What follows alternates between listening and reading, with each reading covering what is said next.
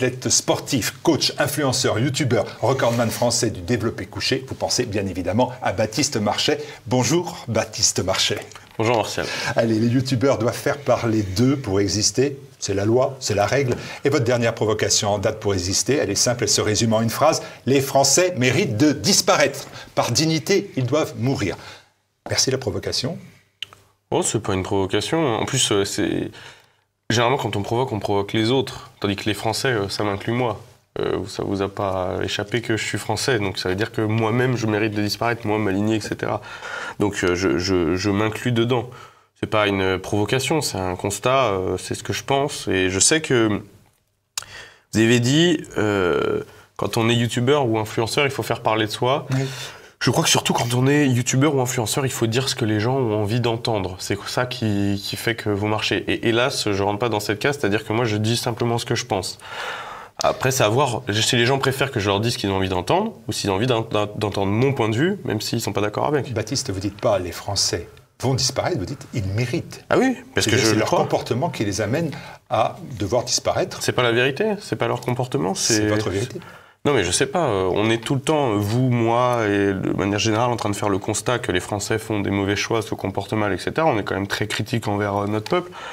Donc oui, c'est la vérité, c'est leur comportement. C'est pas, il faut arrêter de dire que c'est toujours les autres, la faute des autres. C'est qui élit Macron? C'est les Français. En fait, on ne peut pas dire, parce que je connais le contre-argument qui consiste à dire oui, mais il y a une partie des Français, parce que c'est ça en gros, qui se bat, il y a une partie des Français qui est digne, etc. Il y a une partie des Français, une partie français. Oui, mais on ne peut pas, quand on parle des autres, notamment de l'immigration, etc., dire en permanence c'est les grandes tendances qui comptent, on se fiche des exceptions, et ensuite quand on parle de nous-mêmes, dire ah ben non, mais là c'est l'exception qui compte, on se fiche de la grande tendance. Non, que ce soit quand on parle du sujet des LGBT, quand on parle du sujet des minorités, quand on parle du sujet des Français, c'est la grande tendance qui compte. Et la grande tendance, la grande majorité des Français, ce sont les gens qui votent Emmanuel Macron, ce sont les gens qui votent Jean-Luc Mélenchon, ce sont les gens qui mettent le masque quand on leur demande, ce sont les gens qui, en fait, disent oui à absolument tout, qui se fichent de leur patrimoine, qui se fichent de leur culture, etc. Ça, c'est la grande majorité des Français aujourd'hui. Évidemment qu'il reste une poignée, un petit village qui résiste encore et toujours. 33% des Français, 33% des Français, ça fait un gros village. Hein. 33% des votants. C'est pas la même chose. Peut-être ceux qui n'ont pas voté pensent la même chose. Donc, il faudrait peut-être l'exprimer, mais je suis pas sûr. En tout cas, c'est pas ce qui se dégage dans la rue. Et encore une fois, même dans les votants, même dans les gens qui votent correctement, mettre son bulletin dans l'urne au bout de 4 ans, et puis tout le reste du temps, rien dire et regarder ses pompes, je ne crois pas que ce soit suffisant et assez digne, effectivement, pour exister. Donc aujourd'hui, quand on a été tellement grand, tellement beau, tellement loin, que là, on est redescendu tellement bas, il faut qu'on disparaisse, il faut que ça s'arrête pour rester sur quelque chose de grand. C'est comme un artiste. Hein. Vous savez, très souvent, quand un artiste est à son apogée, on dit vaut mieux qu'il parte maintenant, plutôt qu'il reste, qu'il fasse durer trop longtemps, et puis à la fin, l'image qui reste de lui, qu'est-ce que c'est? Je suis tout à fait... J'ai exactement le même avis pour le peuple français. Euthanasie. On a bien compris votre propos, il naît d'un constat alarmant. Vous dites, soyez conscient que Mélenchon a fait 3 fois plus que Zemmour. C'est foutu. Et comme c'est foutu, vous appelez les Français à partir. C'est foutu démocratiquement, c'est la vérité, oui. Et je le pensais avant ces élections. Hein. D'ailleurs, on s'est vu il y a un peu moins de 2 ans.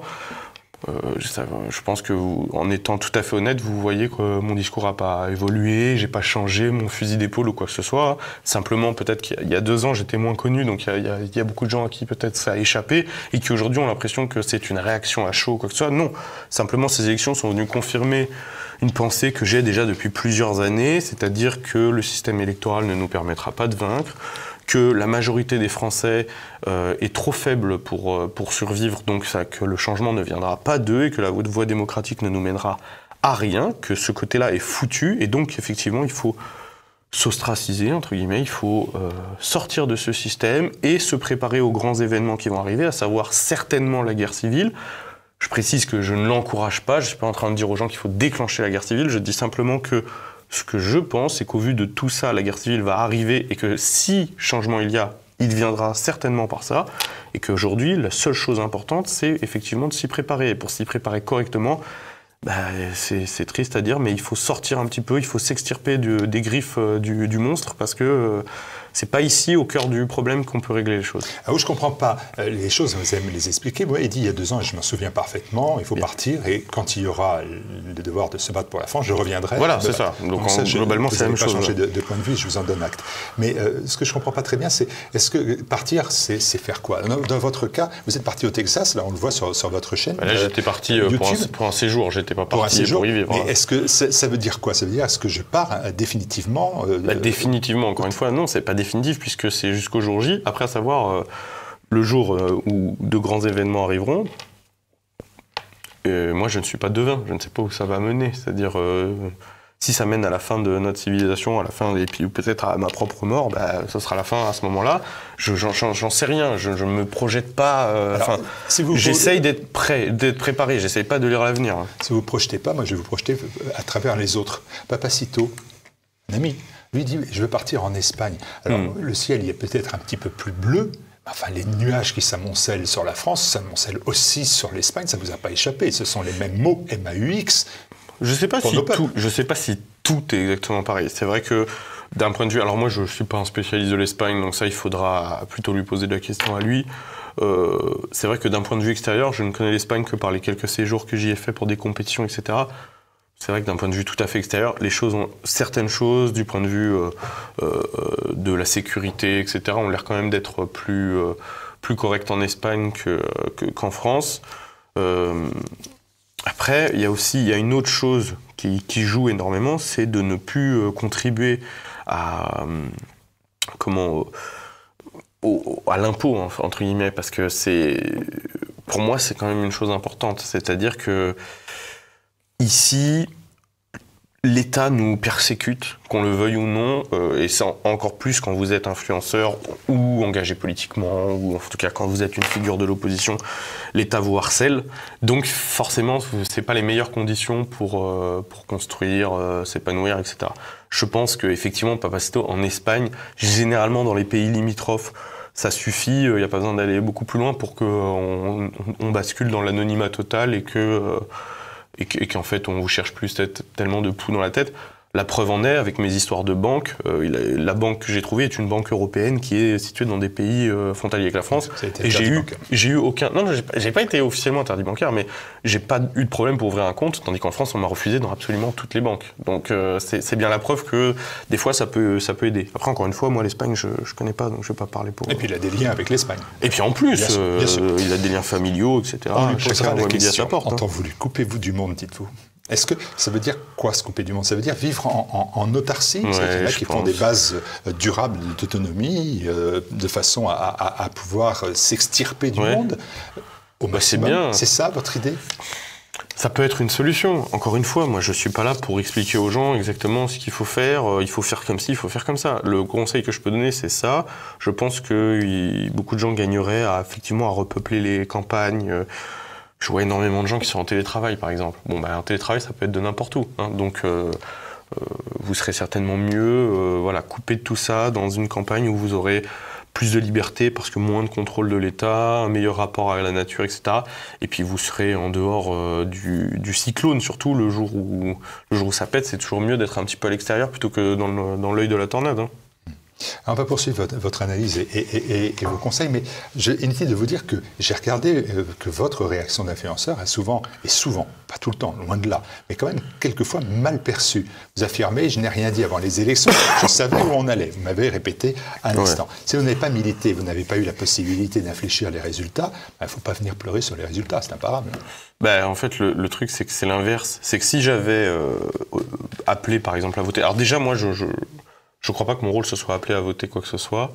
En fait, le vote, c'est une décision qui vient après une réflexion. Donc, pour avoir la réflexion, il faut des éléments, il faut comprendre, il faut apprendre, etc. Puis ensuite, de ce que vous avez appris, de ce que vous avez compris, vous prenez la décision de voter. Donc moi, mon rôle, c'est peut-être plus d'amener les gens vers des éléments de compréhension et d'apprentissage. Et ensuite, c'est à eux de choisir pour qui voter. Je n'ai pas à décider pour eux, à dire vous devez voter pour ci, vous devez voter pour ça. Ensuite, si je dis que je ne crois pas au vote et à la voie démocratique, ce serait complètement malhonnête de ma part de quand même appeler à voter. Genre, oui, juste au cas où. Non, comme je dis, je ne pense pas qu'on puisse s'en sortir par ce côté-là. Et il y a une autre chose qui pour moi est importante, c'est que j'ai beaucoup de mal avec le suffrage universel. Je trouve ça un petit peu rabaissant, en vérité, le suffrage universel. C'est-à-dire que j'ai du mal à comprendre pourquoi Nathalie Desanges de la télé-réalité, sa voix vaut autant que la mienne, en fait. Ça, je vous avoue que je trouve ça... côté Aymeric Caron, alors. Je trouve ça rabaissant. Pourquoi il dit la même chose? Oui, il veut réserver le vote à une élite. Ouais, ben je peux comprendre ça. On n'a juste certainement pas la même définition de l'élite, exactement. Ouais. Les réactions, hein, je commence. Alors, bien sûr, ce sont les commentaires YouTube. Mais évidemment, les réactions sont d'autant plus violentes qu'ils vous en parlent, comme moi, face à eux. Oui, c'est évident. C'est un élément important, c'est pour ça que moi, je vais vous les dire quand même, devant vous. C'est bien. C'est courageux. Immature. PLS les fachos. Et il y a même Grégory qui écrit « Bon voyage déserteur ». Bon voyage déserteur. Merci, c'est ça qu'on Grégory. fait. C'est Grégory, hein, c'est pas... Oui, mais j'ai dit merci Grégory. C'est le petit Bon Grégory. voyage, c'est sympa. Le petit Grégory. On vous fait le reproche de la faiblesse. Mais oui, évidemment. À vous, de la couardise. À vous. Ça fait mal quand même, parce que vous êtes quand même, objectivement, et je connais bien, loin de la faiblesse et de la couardise. C'est pas associé à votre nom. Je le précise, ça c'est pas cher. Après, ça fait mal, moi ça me fait pas mal, j'en ai vraiment... Alors là, ça me passe loin au-dessus de la tête, justement parce que moi je suis sûr de moi, donc j'ai pas de... PLS les fachos. Oui, bon, bah ça, c'est quelqu'un du bord d'en face, visiblement. Donc ça, bon, là, à la rigueur, ça, je vais pas y répondre. Moi, ce qui m'intéresse plus, c'est les critiques des gens qui viennent de nos idées, qui pourraient être soit mal comprendre, soit être déçus, etc. Alors après, la couardise, pourquoi ? Parce que pourquoi ? Parce que il faut être courageux pour rester ici et rien faire, c'est ça ? Et attendre, je comprends pas. Parce que s'il y avait, en fait... Il y a beaucoup de gens, alors là ça n'a pas été dans les exemples que vous avez cités, mais il y a beaucoup de gens qui ont dit ils fuient le combat. Oui, ils fuient le combat, et puis y compris des exemples. Si Jeanne d'Arc avait fait ça, plus de la moitié de la France était occupée par les Anglais, elle a quand même décidé de se battre, en 40, la résistance, etc. C'est vrai, hein, c'est des choses qu'on a vues énormément. Oui, je suis tout à fait d'accord, mais le problème de tous ces exemples, c'est que ce sont des exemples de guerre, c'est-à-dire de combat au sens propre, physique du combat.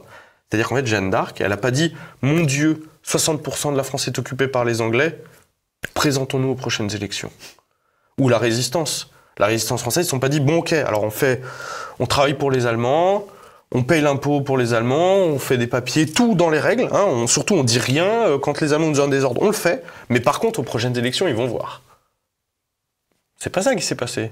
Tous les gens me disent, tu fuis le combat. Quel combat? J'ai pas vu. Alors s'il y a un combat, dites-le moi. Parce que moi, je regarde les infos, j'ai pas vu de combat. Tout ce que j'ai vu, c'est des gens qui disent oui, monsieur Macron, et on n'est pas content, 2-3 petites pancartes, et puis alors après, on vote quand même pour lui. C'est ça que je vois, moi.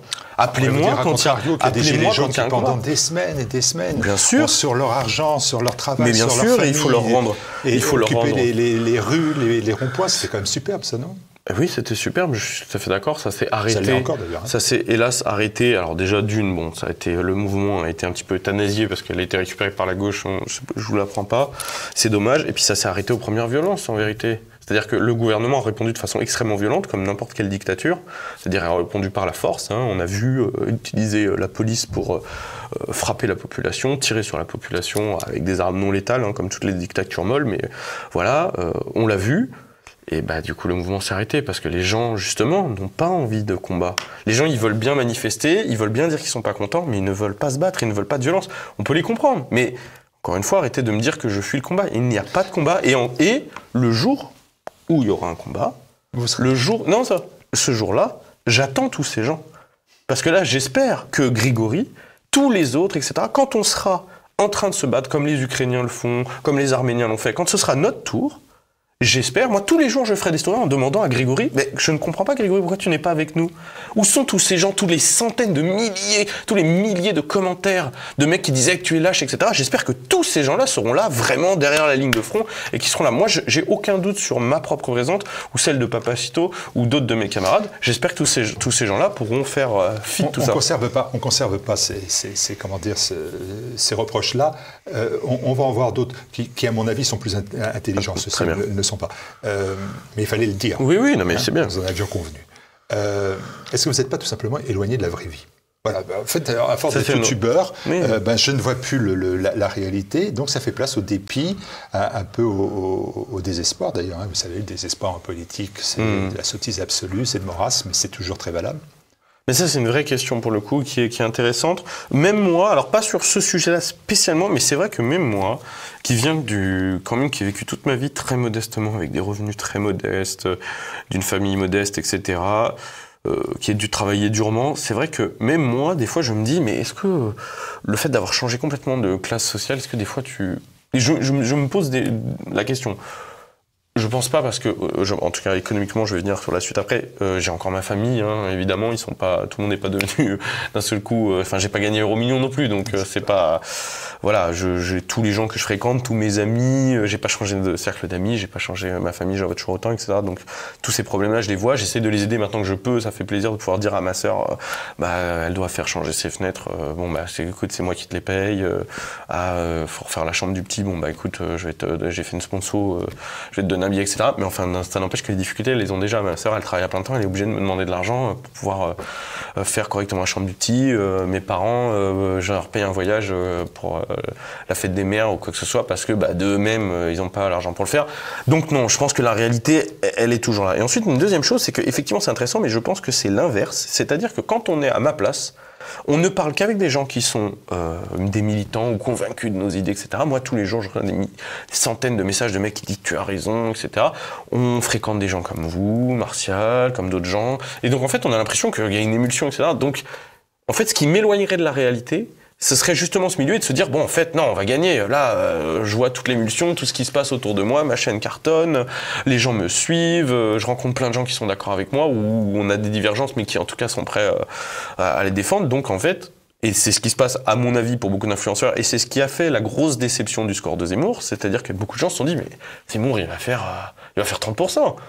Et je vois regardez, on est 100 000 au Trocadéro, etc. Et non. En fait, moi, je pense que justement, je suis dans la réalité parce que je fréquente très peu de gens, finalement, du milieu politique. Je viens pas de j'ai milité de longues années dans ce milieu, mais j'ai toujours gardé mon cercle privé en dehors de ce milieu, le cercle sportif, etc. Je m'entraîne dans des salles, dans des quartiers de banlieue, tout ça. Et en fait, moi, ce que je vois, c'est le français lambda. Et je vois bien que le français lambda, il n'est pas dans notre combat, que le français lambda, il n'a pas nos idées, que le français lambda, il n'est pas plus fort.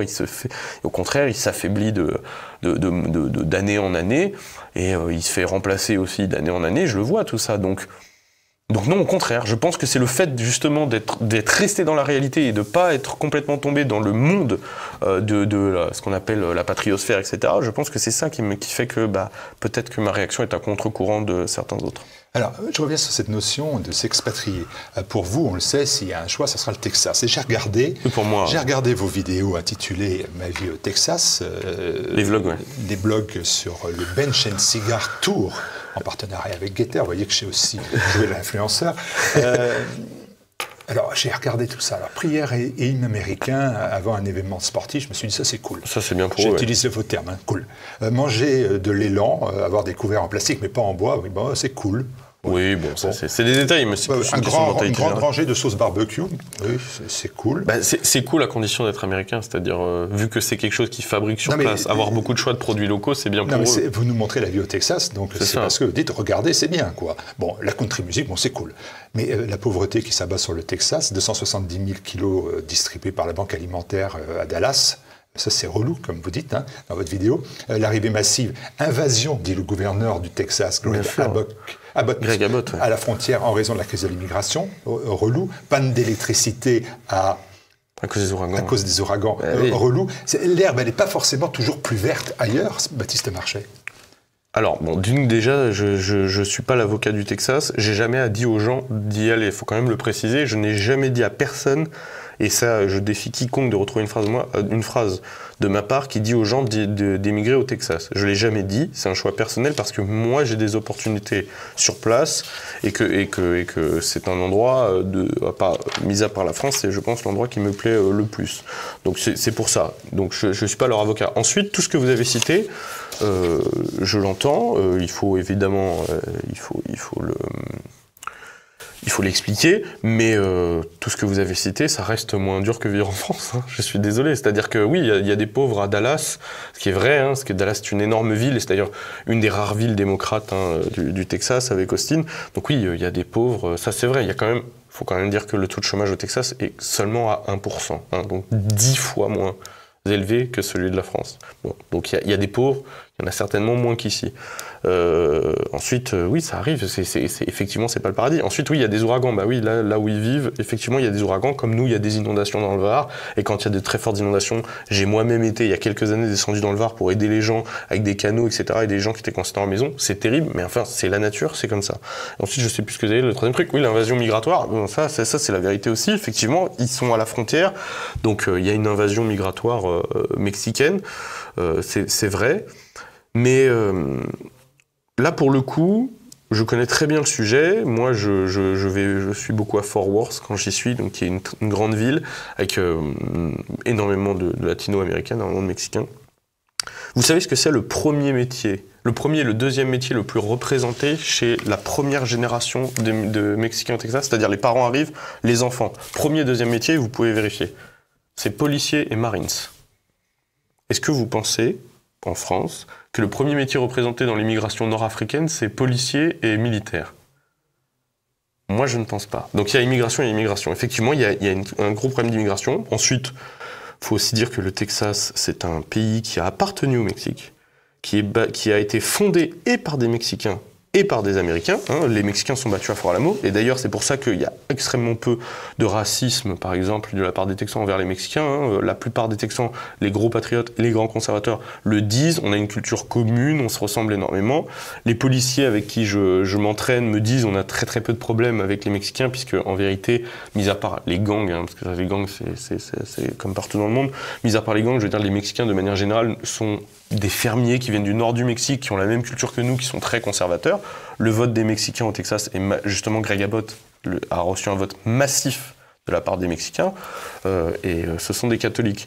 Donc on ne peut pas tellement comparer la situation migratoire avec celle de la France, même si effectivement ça crée un problème, parce que quand vous avez des frontières non sécurisées, c'est un problème. La différence, c'est la façon de gérer les choses. Greg Abbott a envoyé la garde nationale à la frontière, demande de l'aide à Joe Biden, qui évidemment ne répond pas depuis des mois, et les gens massivement, si vous prenez un Texan dans la rue au hasard, un blanc Texan dans la rue au hasard, et que vous lui demandez y a-t-il un problème avec l'immigration, il va répondre oui, à 99%. C'est pas comme les Français où un coup sur deux il va dire mais non, c'est une chance ou je sais pas quoi.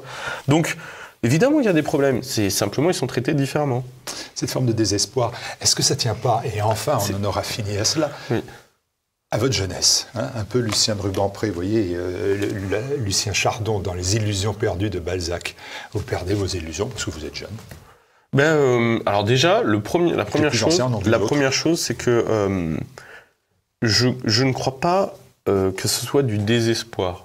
Contrairement à ce qu'on peut croire. Parce qu'en fait, dire la solution, elle n'est pas démocratique, elle ne se fera pas par la démocratie, ça ne veut pas dire ça n'arrivera jamais. Je n'ai jamais dit on ne gagnera jamais, je n'ai jamais dit c'est sûr à 100% voilà, qu'on va perdre, ça. Je n'ai jamais dit ça. Je dis juste que s'il y a une chance que la France renaisse, ça se fera hélas dans le sang. C'est la seule chose que je dis. Hélas, c'est comme ça, mais je pense, hélas, que pas parce que encore une fois, je suis obligé de le préciser, c'est un peu terrible, mais c'est parce que je le précise pour rester dans un cadre légal. Ce n'est pas moi qui appelle à ça, évidemment. Je ne souhaite pas que les gens démarrent une guerre civile ou quoi que ce soit. J'appelle personne à faire la guerre civile. Simplement, je crains et je suis quasi persuadé que la guerre civile va arriver, qu'on le veuille ou non, et que, de par le fait, peut-être qu'on gagnera, peut-être qu'on perdra. Et donc, s'il reste un espoir, c'est là-dedans. Donc c'est pas, je suis pas désespéré. Puis ensuite, généralement, non, vous savez, plutôt... Bon, moi, j'ai 28 ans, c'est-à-dire que je suis ni vieux, ni trop jeune, hein, entre deux âges, on va dire. Et donc, ça fait quand même presque 15 ans que je milite. Hein. C'est-à-dire que moi, les gens me connaissent sur YouTube depuis 2 ans, mais vous le savez, par exemple, ça fait 15 ans que je milite. J'ai entendu des gens me dire « Ah, la première élection perdue, tu baisses les bras ». Indre-et-Loire. Mais ce n'est pas ma première élection perdue, c'est la 3e pour moi. Et les gens avec qui je milite ou avec qui que je côtoie, des fois c'est leur 4e, leur 5e, voire certains leur 6e. Donc ne me dites pas que c'est la première élection perdue, ça fait très longtemps. Et tout ce que beaucoup de jeunes, vrais jeunes, de 18 ans font aujourd'hui, oui mais nous on colle les affiches, on tracte, etc. Mais j'ai fait tout ça, les manifs, etc. J'en ai fait des centaines. Je pense que j'ai passé un cap, c'est-à-dire qu'aujourd'hui, c'est pas une désillusion, etc. C'est simplement, au contraire, je pense un peu de maturité, de se dire, bon, visiblement, ça ne marche pas, c'est même de pire en pire, donc trouvons autre chose. Alors si ce n'est pas du désespoir, si ce ne sont pas les illusions perdues, est-ce que ce n'est pas tout simplement un manque d'espérance? J'allais dire, et Dieu dans tout cela, parce que je pensais que, et vous étiez venu nous dire ici aussi, avec l'abbé Raffray, que vous pensiez que la prière avait un poids, un sens, bien évidemment, et donc que le mot espérance avait un sens, hein, cette petite espérance qui n'a l'air de rien du tout, cette petite fille espérance, disait Peggy, immortelle. Mais, on peut reprendre des exemples comme Jeanne d'Arc ou les premiers croisés, etc. Je pense qu'il y avait beaucoup d'espérance de leur part, il y avait beaucoup d'espoir. Ils ont changé le monde. Oui, par la guerre. Ça n'empêche que Jeanne d'Arc, elle a bien appelé à faire la guerre. Elle n'a pas dit on prie et c'est tout. Elle a dit on prie pour qu'on gagne. Et combien de saints ont changé le monde sans la guerre? Ben, ça arrive évidemment, mais je vous laisse prier pour changer le monde sans la guerre et je prierai de mon côté pour le changer avec la guerre. C'est comme ça. C'est plus du pragmatisme qu'autre chose, c'est ni de l'espérance, ni du désespoir, ni quoi que ce soit, c'est plus du pragmatisme. Mais je prie tous les jours pour que les choses s'arrangent, etc. J'ai simplement peur que ça ne s'arrange que par des choses très graves, hélas. Hélas, c'est récurrent dans l'histoire de France. Hein. Je veux dire, on a à chaque fois dû beaucoup sacrifier, on a dû beaucoup perdre pour pouvoir être libre. Et j'ai peur qu'on doive y repasser cette fois-ci encore. Qu'est-ce qui reste de français en vous, le cœur? Est-ce que déjà sur la tenue, ni plus le t-shirt, ni la casquette, ni le mug, oui. ça s'appelle un mug, il n'y a plus rien de français? Après, c'est un t-shirt avec des palmiers, c'est pas non plus... voilà. C'est pas les palmiers sur la casquette. Hein. La casquette, c'est la NRA, c'est vrai, parce que c'est comment le lobby des armes américains, et c'est vrai que c'est une association que je soutiens, mais... Dit-il comme ça, en passant. Et oui, parce qu'il y a sans provocation aucune. Non, surtout en France. Voilà, c'est ça. Il y a quelques mois, par exemple, j'étais en Russie, et on m'a vu apparaître avec des photos avec une chapka, des chaussons traditionnels russes, j'ai été chassé en Russie, et bizarrement, je n'ai reçu absolument aucune réflexion qui me traitait de russianoïde. Personne m'a dit « Ah, tu t'habilles comme un russe », etc. Personne, bizarrement, là, pour tout le monde, c'était normal. Donc quand je mets une casquette, si j'ai bien compris, là, c'est pas bien. Non, c'est une casquette américaine, mais quand c'est une chapka, c'est bien. Non, j'ai pas d'avis, je vous pose la question, c'est pas innocent, il reste énormément de français en moi, mais je crois pas que ça passe, qu'être français, ça passe spécialement par la façon de s'habiller ou autre chose. Moi, en tout cas, quand je suis à l'étranger, et notamment au Texas, je me sens extrêmement français, je vois le fossé qui me sépare avec certains pans de la culture texane. Dans d'autres, je m'y retrouve énormément parce qu'il y a énormément d'Européens et de Français. Et ça, c'est vrai qu'on a du mal à le concevoir vu de l'extérieur, mais dans leur culture.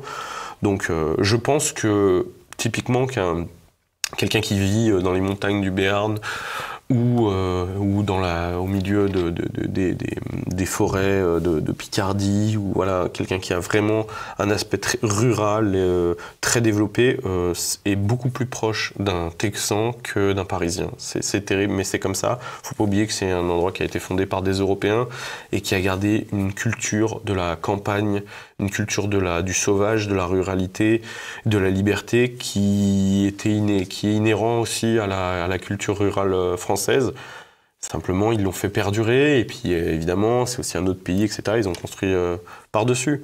Mais je me sens plus dans mon élément quand je suis à Alvaredo, dans les grandes plaines, en train de chasser, etc., que quand je viens au Kremlin-Bicêtre pour être interviewé ici, hein, vous savez. Je ne comprends pas. Ça ressemble plus à la France là-bas. Hein. Merci beaucoup Baptiste Marchais pour cet entretien un peu vérité, qui va faire forcément réagir. Oui, je tiens à préciser que je vous ai, entre guillemets, donné carte blanche pour aller chercher les pires choses qui ont été dites sur moi ou quoi, ou de me rentrer dedans, que c'est pas vous, parce que c'est vrai que de temps en temps, quand on fait des interviews ensemble, je vois des gens critiquer en disant « Martial, il cherche la merde, il est pas d'accord avec nous ». Non, en fait, c'est simplement votre rôle, exactement, votre rôle de journaliste, et je vous remercie de le faire si correctement. Merci à vous d'être venu. Merci Baptiste Marchais.